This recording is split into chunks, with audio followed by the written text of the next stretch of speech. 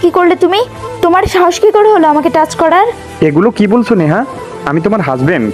তো কি হয়েছে, লাইসেন্স পেয়ে গেছো নাকি? নেক্সট টাইম আর কখনো এমন করবে না আমার সাথে। হ্যাপি বার্থডে মা। গিফট? আমি তো কোনো গিফট পাঠাইনি। আচ্ছা, তুমি আমার মাকে বার্থডে গিফট পাঠিয়েছো? হ্যাঁ পাঠিয়েছি। তুমি পাঠিয়েছো, কিন্তু কেন? উনি তোমার মা মানেই তো আমার মা, আর ওনার বার্থডেতে আমি গিফট করব না? কি হয়েছে নেহা, এত রেগে আছো? দেখো, সবসময় আমার ব্যাপারে এত ইন্টারফেয়ার করবে না। আর প্লিজ আমাকে বলো না যে এখন রান্না বান্না করে তোমাকে খাওয়াতে। এটা কি? তোমার জন্য খাবার বানিয়েছি। জানি তোমার মতো অত ভালো হয়নি, তারপরেও চেষ্টা করেছি।